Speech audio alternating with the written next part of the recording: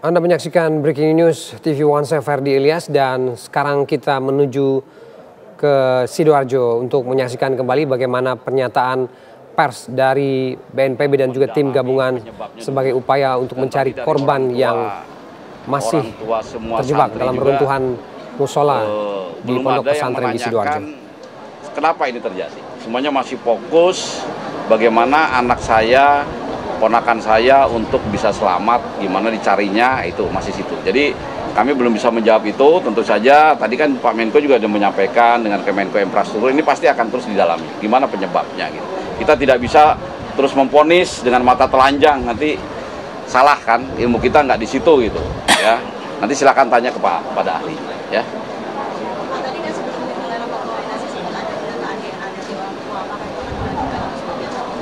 Jelas ya, itu pasti nanti, makanya tadi saya katakan setiap terjadinya bencana apalagi sampai korban begini kan, tentu saja yang harus dilakukan nanti begitu ketemu langsung dilakukan tindakan penyelamatan dulu. Walaupun sudah menjadi jenazah kan langsung dimasukkan pada kantong, langsung dibawa ke rumah sakit. Di rumah sakit Siti Hajar. Nanti di situ dilakukan identifikasi oleh DVI. Nah makanya tadi juga disampaikan, di sini kan belum ada yang bukan merupakan anak gitu ya. Bukan merupakan anak, misalnya ponakan apa. Nah, itu juga menjadi pokok perhatian karena kan di NI biasanya juga ahlinya bilang yang langsung orang tua dan sebagainya. Itu yang menjadi pokok perhatian setelah ini ya, setelah ini. Ya. Jadi ini memang tahap kita mencari korban yang di dalam reruntuhan. Ada kajian untuk bangunan sampingnya Pak sama Kajian yang bangunan yang sebelahnya. Kita belum nggak ada. Ya memang kalau secara itu kan kita pakai mata telanjang ya. Kita mata telanjang memang kan audit udah nempel begitu, makanya itu untuk supaya tidak berakibat yang lain itu sementara dikosongkan. Ya kita masih fokus ke jelasan ini, pencarian, pertolongan. Belum melakukan audit sipil. Ini kan dalam fase crane ini akan dilakukan evaluasi. Itu evaluasinya akan seperti apa? Apakah setiap mengangkat satu akan dievaluasi berupa scanning atau apa? Lalu apakah malam juga akan ada pekerjaan karena berkaitan dengan pencahayaan? Baik, terima kasih. Mohon izin Pak Dio. Scanning seperti disampaikan tadi, assessment ya, bukan scanning, tapi assessment. Kita hanya menggunakan look, listen, and feel. Ya, lihat tadi kita menggunakan alat deteksi karena kita ingin proses ini juga lebih cepat karena sebagaimana harapan kita dalam waktu yang tidak terlalu lama, tetapi bukan kita mengulur waktu karena dampak yang dituju tadi yang di bawah yang sudah pasti ini tidak butuh waktu segera juga untuk segera dipindahkan, dan ini juga tentu seperti tadi ada kekhawatiran dengan lingkungan sehingga proses ini hanya dilakukan dengan rapid assessment ya, atau penilaian atau kajian cepat, dilihat tidak ada potensial victim ataupun body dan sebagainya, dilanjutkan lagi. Dan untuk malam kami akan pertimbangkan untuk tidak dilakukan. Kenapa? Karena satu, pencahayaan, yang kedua visibility kita terbatas, dan yang ketiga dari faktor walaupun tadi sudah ada 290-an orang, tetap unsur fatigue itu juga kita perhatikan. Sehingga nanti unsur keselamatan, walaupun ini prosesnya adalah memindahkan puing, tetap proses keselamatan, terutama operator yang bekerja di lapangan, operator crane maupun orang yang berada sebagai safety borders ataupun yang memastikan area clear dari sektor yang sedang dilaksanakan pekerjaan. Oke, cukup. Terima kasih.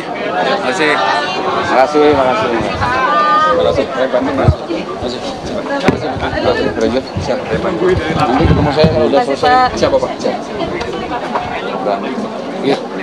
Kerennya ada 30 kerennya berapa? Kerennya ada 5. Ya, kita baru saja menyaksikan konferensi pers atau pernyataan kepada media dari sejumlah pihak, tentunya dari tim gabungan, dan tadi juga kita lihat ada Menko PMK Pratikno yang ada di lokasi robohnya musola pesantren Al-Kazini ini yang ada di Buduran, Sidoarjo, dan tadi tim mengatakan bahwa kemudian rapid assessment dilakukan, sejumlah alat deteksi juga diturunkan untuk mencari tahu apakah kemudian masih ada tanda-tanda kehidupan dari korban yang masih berada di bawah reruntuhan. Tim akan fokus pada pencarian korban yang diduga berjumlah 59 orang dan upaya-upaya penyelamatan terus dijalankan untuk memastikan keberadaan para korban ini. Dan sekarang kita menuju ke rekan Farah Manhila yang ada di lokasi. Farah. Ketemu Potifar. Jadi ini antisipasi atau sudah ada SOP. Farah. SOP yang berlaku seperti itu di bangunan runtuh, karena bisa saja ada yang namanya ruptur. Ya, begitu jatuh, nah, seperti itu. Atau kemudian kondisi seperti yang tadi kita mencoba untuk terhubung dan sembari menunggu kita melihat saksikan bagaimana konferensi pers yang disampaikan oleh BNPB, kemudian ada Basarnas juga yang menyampaikan bahwa hari ini secara resmi proses evakuasi memasuki fase crane, artinya tim SAR gabungan ini mulai menggunakan bantuan alat berat berupa crane yang akan dilakukan untuk mengambil puing-puing yang berada di bagian paling atas terlebih dahulu sebelum kemudian melakukan upaya penyelamatan terhadap korban yang diduga masih berada di reruntuhan. Selain itu juga pemirsa, dalam konferensi pers tadi juga telah disampaikan ada sebanyak 5 unit crane yang nantinya ini akan digunakan untuk prosesi evakuasi korban reruntuhan. Namun jika ditanya kira-kira berapa lama durasi atau waktu yang dibutuhkan untuk berhasil mengevakuasi seluruh korban yang berada di bawah, ini memang tim SAR gabungan masih perlu waktu, artinya tidak bisa diprediksi berapa lama jumlah waktunya. Namun yang pasti ini tim SAR gabungan terus melakukan upaya pencarian dan juga evakuasi semaksimal mungkin dengan resiko yang paling minim dengan mengutamakan keselamatan dari para SDM termasuk operator dari alat berat atau crane yang nantinya dikerahkan. Sementara untuk kondisi keluarga korban, pemirsa tadi juga telah disampaikan bahwa keluarga korban seluruhnya telah menyetujui upaya pencarian ataupun evakuasi dengan menggunakan alat berat melalui penandatanganan berita acara yang diikuti atau ditandatangani oleh salah satu wakil dari keluarga korban. Sementara untuk jumlah personel yang disiapkan untuk proses evakuasi ini, pemirsa, ini sebanyak 212 orang yang terdiri dari TNI, Polri, kemudian ada dari kampus ITS Teknik Sipil yang masing-masing ini memang semuanya memiliki pengalaman tersendiri terhadap evakuasi gedung yang runtuh yang di dalamnya ini memang sudah ada korban.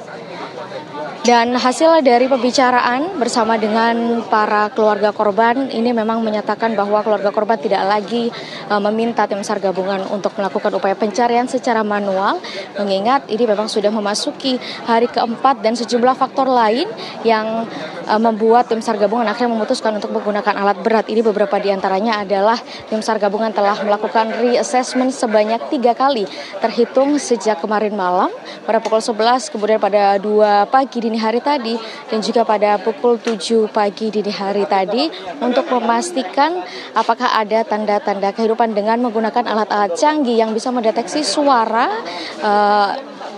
dan pergerakan yang ada di bawah runtuhan. Dan hasil dari 3 kali asesmen ini, pemirsa, menunjukkan bahwa memang sudah tidak ada lagi tanda-tanda kehidupan. Ini membuat tim SAR gabungan semakin kuat untuk menggunakan alat berat, yaitu crane, untuk melakukan proses evakuasi.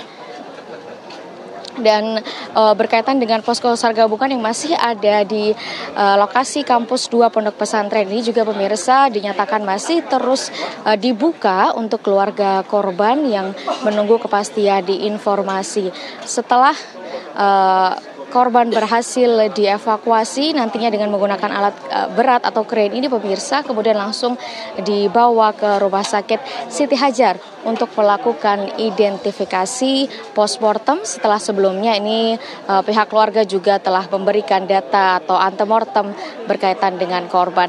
Sementara berkaitan dengan jumlah korban pasti, ini memang tadi telah disebutkan belum diketahui jumlah pasti korban yang tertimbun. Namun memang berdasarkan data ada sebanyak 59 korban yang belum diketahui keberadaannya.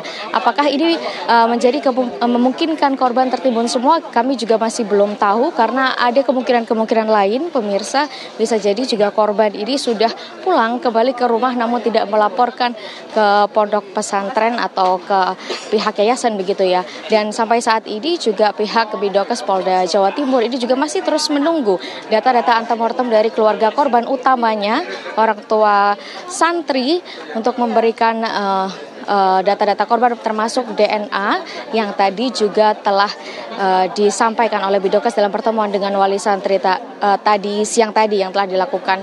Dan pemirsa, sampai saat ini memang proses evakuasi dengan menggunakan alat berat crane ini juga sudah dilakukan sejak pihak tim SAR gabungan mendapatkan persetujuan dari keluarga korban. Namun kami belum bisa mendapatkan gambaran secara utuh bagaimana proses evakuasi yang berlangsung karena memang TKP atau lokasi tempat kejadian perkara ini disterilkan pemirsa kurang lebih dengan radius 500 meter sehingga tidak bisa menjangkau, dan ini juga sangat membantu tim SAR gabungan untuk melakukan proses evakuasi sehingga tidak ada gangguan dari luar. Untuk kondisi keluarga korban sampai saat ini pemirsa, tentunya kami turut prihatin dengan apa yang terjadi atau apa yang menimpa keluarga korban saat ini. Memang mereka masih dalam proses penerimaan dan sudah ada sejumlah unsur yang turut membantu untuk memberikan trauma healing kepada keluarga korban akibat insiden ini. Trauma healing ini diberikan tidak hanya oleh Dinas Sosial namun juga oleh sejumlah unsur-unsur atau kelompok lain yang memang berkompeten untuk memberikan trauma healing. Sementara itu pemirsa, bantuan logistik ini juga terus diberikan kepada keluarga korban sampai saat ini dari berbagai unsur, tidak hanya dari BPBD namun juga dari pihak pondok pesantren terdekat, kampus-kampus lain, sejumlah relawan. Artinya fasilitas yang diberikan kepada keluarga korban untuk memastikan baik itu fisik maupun psikisnya baik-baik saja ini juga terus diupayakan oleh seluruh pihak, tidak hanya dari pemerintah saja. Dan pemirsa, kita juga masih terus menunggu berkaitan dengan update data korban sembari proses evakuasi ini masih terus berlangsung. Untuk data terkini berdasarkan hasil rilis atau konferensi pers yang tadi sudah disampaikan pemirsa, ini sebanyak 108 korban berhasil terdata dengan 18 diantaranya ini adalah korban yang berhasil dievakuasi oleh tim SAR gabungan dan 5 korban diantaranya ini dinyatakan meninggal dunia. Demikian informasi dari wilayah Sidoarjo. Saya kembalikan ke rekan-rekan di studio. Baik, terima kasih Farah Manhila melaporkan langsung dari lokasi kejadian dan breaking news korban runtuhnya pesantren di Al Khozini, Buduran, Sidoarjo akan kembali usai jeda. Tetap bersama kami.